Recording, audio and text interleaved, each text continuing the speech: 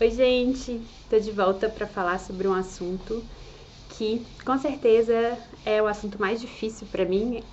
Tô super nervosa de gravar esse vídeo, na verdade, mas eu sinto que é a hora de começar a falar sobre isso de um lugar de menos tabu e, enfim, acho que é importante alguém falar sobre isso. Eu não vejo tanta gente falar. Então, para quem não sabe, eu sou Gabriela Vinhas, eu sou terapeuta integrativa, sou fonoaudióloga, professora de yoga, meditação. E em 2016 eu tive uma experiência de quase morte. E eu contei aqui, né, nessa série de vídeos do IGTV, do YouTube também, como que foi esse processo físico. Eu quase não falei nada sobre esse viés do tema desse vídeo, que é a mediunidade e o encontro com a loucura. Eu tinha muito medo de falar sobre esses assuntos, porque eu acho que tem um estigma e tem um lugar de endeusamento, ao mesmo tempo que tem um lugar de demonização das pessoas que são hipersensíveis, que têm uma mediunidade.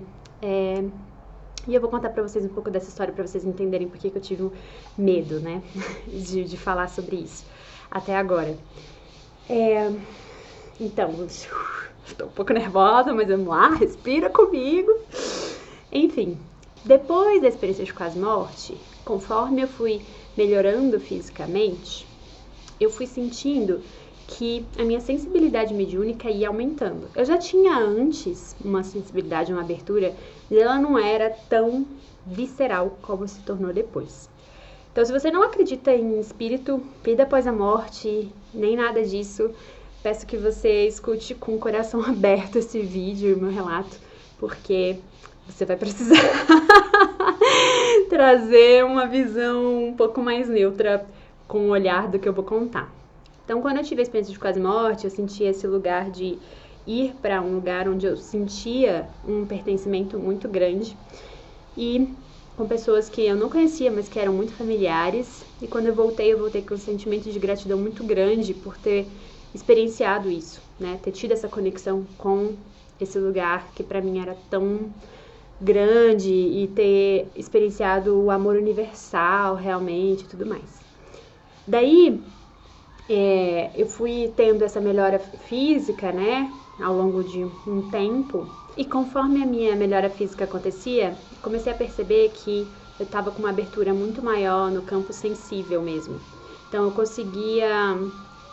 eu tinha sonhos premonitórios, eu sabia o que as pessoas iam falar, eu comecei a perceber sons de pessoas ao meu redor, assim, que não estavam fisicamente presentes. Então, espíritos falavam comigo, eu via, ouvia, sonhava e tinha uma conexão muito forte com pessoas que eu amava muito, a ponto de eu saber que uma grande amiga estava doente antes mesmo dela me contar. Eu fiquei com esses instintos muito aflorados, vou chamar aqui de instintos, né? E a princípio isso não me causava nenhum incômodo. Mas aí eu fui melhorando bastante e aí eu me separei e fui cuidar dos meus filhos numa guarda compartilhada. E isso começou a impactar no meu cuidado com os meus filhos. Então, quando eu estava sozinha, eu conseguia mais ou menos fazer um filtro e comecei a elaborar estratégias para lidar com esses conteúdos que apareciam. Mas para mim, eu cresci dentro do espiritismo kardecista, era muito difícil lidar com neutralidade, com esses lugares, especialmente quando eram coisas não muito boas.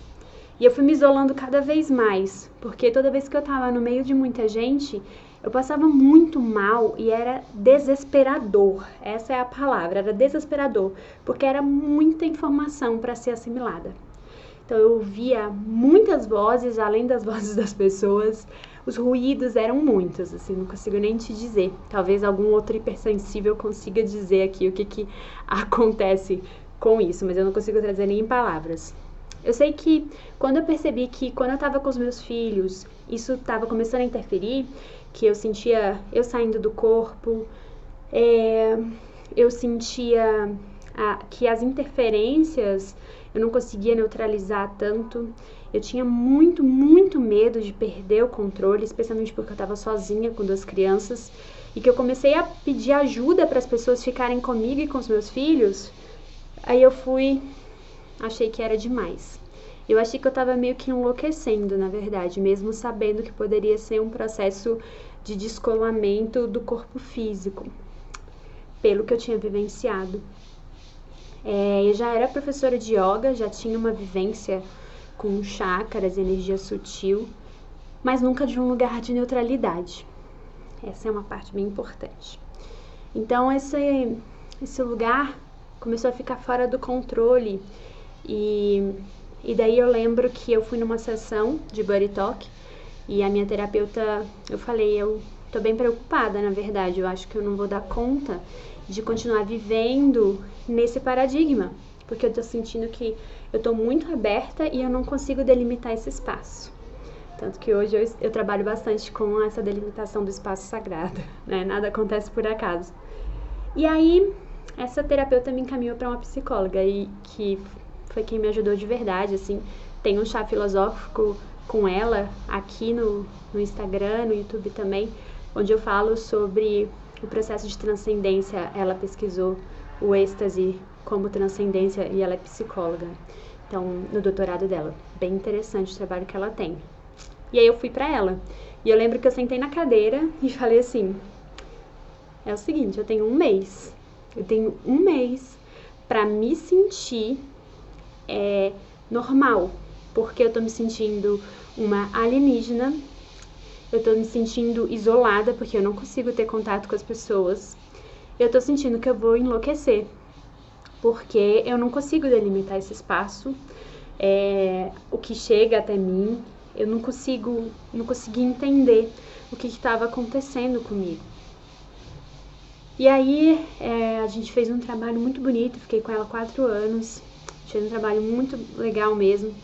E junto com esse trabalho com ela, dentro da psicologia, da Gestalt e com esse olhar para o transcendente, sem ser num lugar de loucura, de rompimento com a realidade, mas num lugar de ressignificação da minha realidade, eu consegui aos poucos fazer um trabalho que foi bem importante para eu estar aqui hoje, consciente e falando para vocês. Um pouco com medo, mas falando para vocês, né?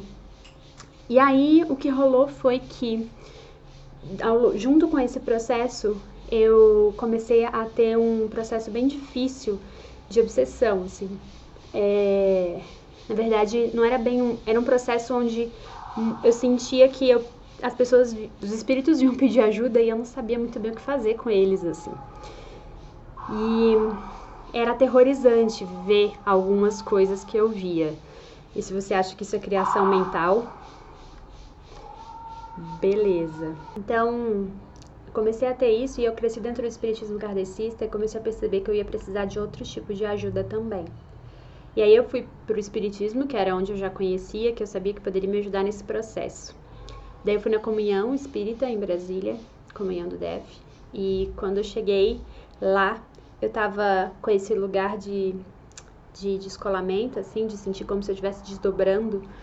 E aí eu lembro que eu olhei pra recepcionista e falei assim, eu acho que eu não tô legal, eu acho que tem alguém querendo falar alguma coisa. E eu nunca tinha incorporado, mas foi muito esquisito, bem esquisito mesmo, porque na hora que eu sentei na cadeira da moça que ia me atender no diálogo fraterno, eu incorporei. E era uma suicida, uma pessoa suicida. Isso é bem importante de falar, porque tem muita relação com as minhas histórias de vida. Então, além de perceber os campos de vida do que estava acontecendo ao meu redor, também começou a se abrir esse campo de acesso às minhas vidas passadas. E tipo assim, não faz a menor diferença saber o que aconteceu nas vidas passadas, especialmente porque parece que eu só não fui santa na vida passada, entendeu? Então, esses aspectos eram muito desafiadores. Eu realmente dou graças a Deus que eu já meditava e já tinha práticas como yoga na minha vida para me dar algum tipo de grounding, assim, algum tipo de ancoramento mesmo da minha consciência. Porque sem estrutura eu sinto que iria facilmente fazer esse trajeto, né, de transcender a realidade. em um lugar sem contorno, né? Que é o que a gente fala da loucura.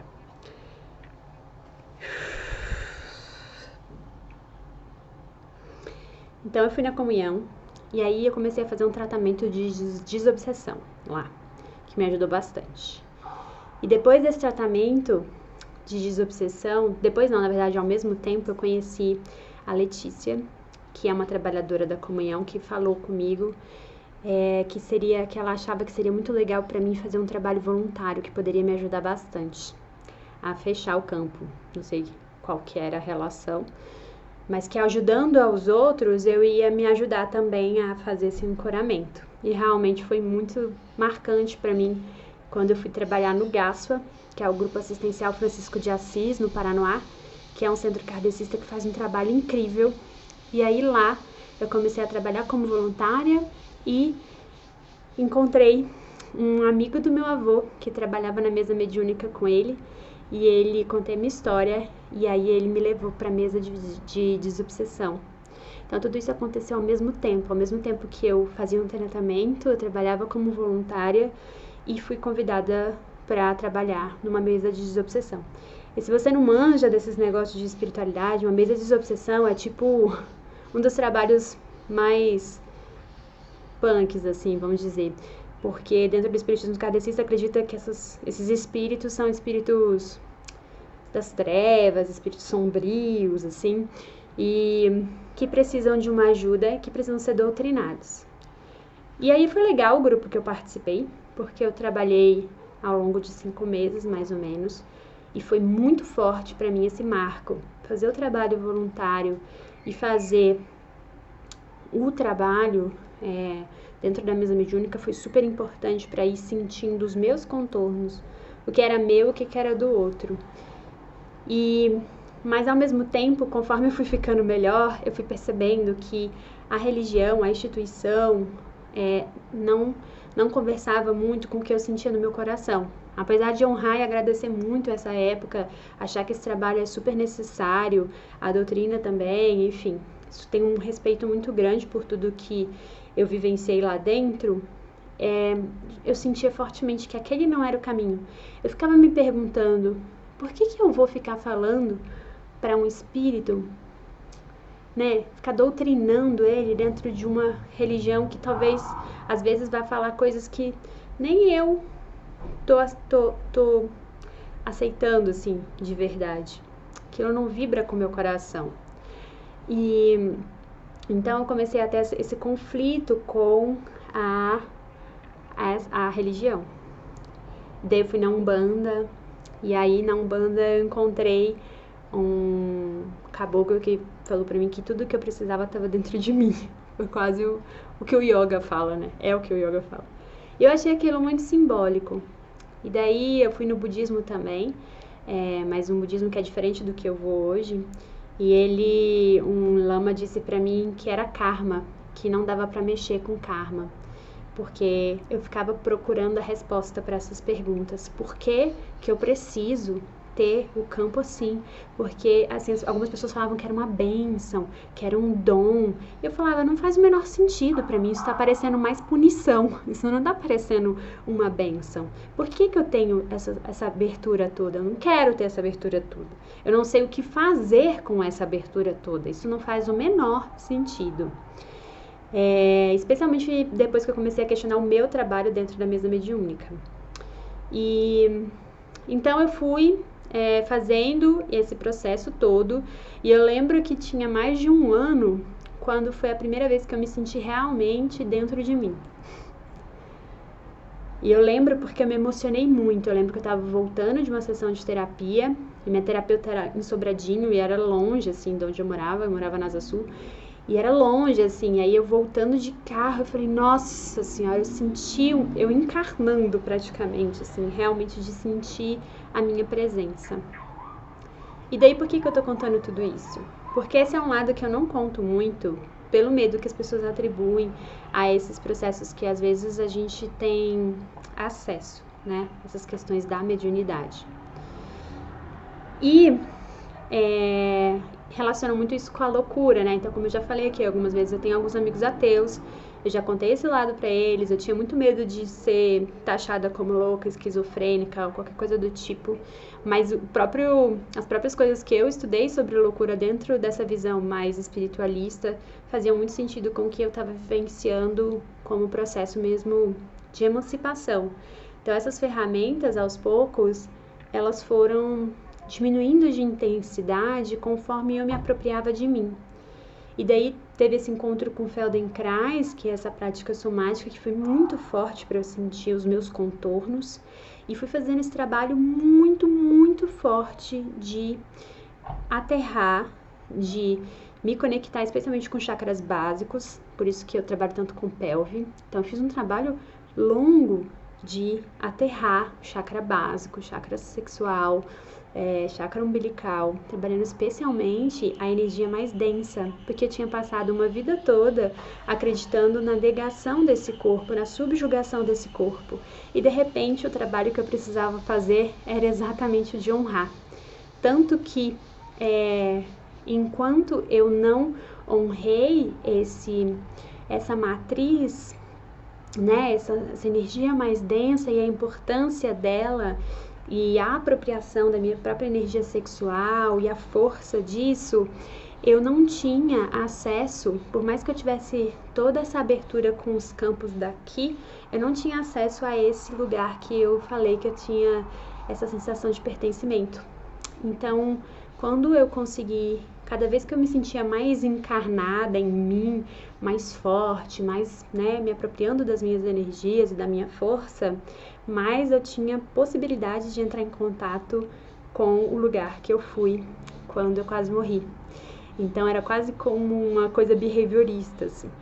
E isso foi muito bonito de ver essa conexão do céu e da terra, sabe? E uma vez uma astróloga falou pra mim que eu era como Caronte, o barqueiro da morte, que eu transitava entre os dois mundos. Então eu entendia que as pessoas às vezes podiam criar um estigma em mim, né, ao olhar para mim em relação a isso, de querer saber o futuro delas, ou essas coisas do tipo, que não faz o menor sentido para mim falar para alguém. E eu nem sei mais, não tenho mais esse acesso, né? Mas eu sinto que o trabalho de fechar o corpo, né, ele foi um trabalho que foi feito de dentro para fora e não de fora para dentro. Eu tive muitos rituais que eu criei de conexão interna para que isso acontecesse.